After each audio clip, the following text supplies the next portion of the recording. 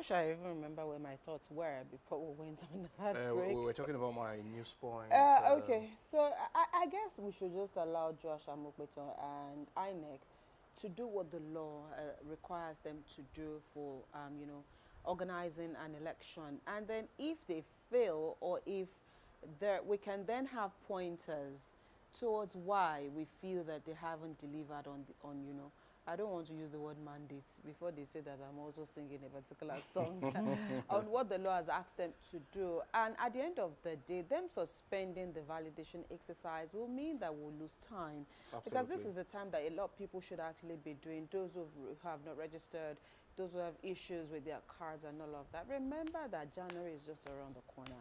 We're already in April. Before we know what is going on, it will be December, and then election will come. At least as it stands, you won't also say that election shouldn't hold in January. But whether or not you now will be able to vote will now be another question. Because if you do not have your voter card, how then would you be part of the process? It just feels like, because everybody's just saying, oh, our votes will not count, we don't even want, but at least still go through the process. Let it count that at least you have a card.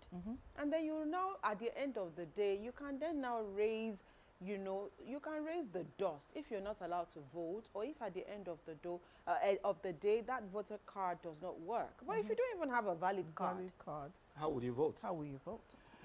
You see, one cannot even authenticate the veracity of their claims, and these are people that are even finding it difficult to put the house in order.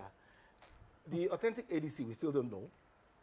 And because INEC removed the name of Raouf Aregbesola, David Mark from the portal of INEC, they addressed the media the other day saying that this same prof should also resign. Resign for what? But removing Go and settle your case in court. Removing their names doesn't mean there is no more ADC. There's still ADC. There's still now. ADC now. So what is the fuss? What is the fuss all about? With a faction. So the other side can also say that INEC took a side. And Taminu Turaki too. That one is also talking.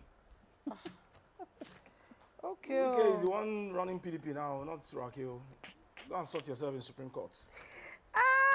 Niger. All right, let's take the second story this morning. This one, I was hoping would never get here, but here we are again. Resident doctors begin indefinite strike on Tuesday.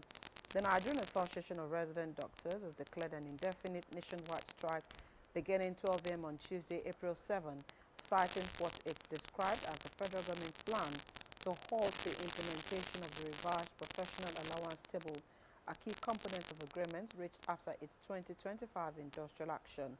The decision, which threatens to disrupt healthcare services across public hospitals in Nigeria, was reached at the end of the association's virtual extraordinary National Executive Council meeting held on Saturday.